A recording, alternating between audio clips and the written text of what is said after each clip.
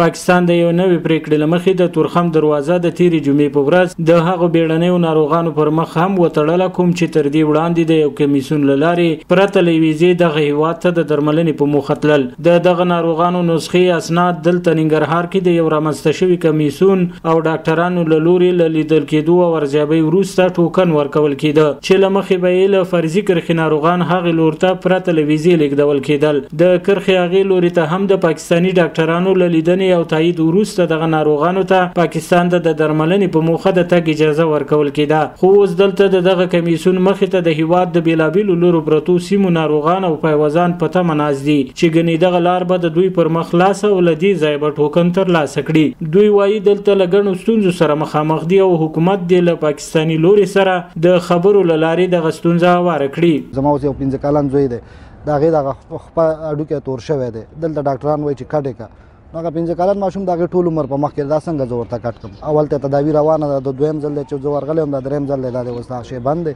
در چشمش دانه تیمور است، همین مرض سرطانی است، خیلی مشکلاتش زیاد است. آمدیم اینجا یک هفته میشه که دم در هستیم، هیچ به داد ما کسی نمیرسه. امارات اسلامی باید قطع ما کمک کنه دیگه، خود دولت ماست. د ځینو ناروغانو پیوزان بیا د مخامخ شوو ستونزو د یادې ترڅنګ له حکومت او شتمنو هیوادوالو غواړي چې په کور دننه دې ورته مجهز او معیاري روغتونونه جوړ کړي ترڅو پاکستان ته له تګه خلاص شي. په هوټل کې مې ځای نیولی ده، د ورځې 1000 روپۍ 1.5 روپۍ افغانۍ موږ نه مصرف کېږي او دا ټوکې مې بندې کړي دي. زمونږ د پاکستان دوست هیواد نه زمونږ اول ترینه هیله دا ده چې موږ ته د مریض د تلو دغه سهولت برابر کړي. امارت اسلامی از موږ دا ده چې موږ دا مشکل په بنیادی توګه باندې حل کړي. سرمایه‌دارای ما، تاجرای ما یک همچین شفاخانه‌ای را بسازند در داخل خود افغانستان.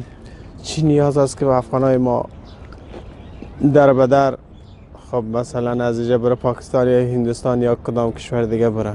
په همدې حال کې د ننګرهار د اطلاعات او کلتور ریاست مسؤلین هم د تورخم د دروازې د تړل کېدو خبره مني او زیاتوي چې په لوړه کچه هڅې روانې دي چې دغه ستونزه د بهرنیو چارو وزارت له لارې پاکستاني مقاماتو سره د خبرو له لارې حل کړي. متاسفانه د تیرې جمعې پوره دوی بیا بله پرېکړه وکړله چې له دې نه وروسته به هغه ناروغان چې ویزه او پاسپورټ ونه لري نشي کولی د تورخم په لاره باندې پاکستان ته تداوی په موخه لاړ شي. موږ به هڅه او کوشش دا کوو او اسلامي امارت د بهرنیو چارو محترم وزارت هڅه کوي ترڅو پرې دغه ستونزه زر تر زره حل کړي او دغه دواړو طرف ته چې کوم خلک دي یا ناروغان ایسار دي هغوی تګ راتګ وکړي. څه هم پاکستان د یاد کمیسیون له لارې هره ورځ د 100 ناروغانو پاکستان ته د تګ ویلي وو، خو بیا یې هم 100 ته نه بلکې د ورځې له 10 نیولې تر 80 ناروغانو ته اجازه ورکوله چې پاکستان ته د درملنې په موخه ولاړ شي. سباون ساحل، وحدت نیوز، ننګرهار.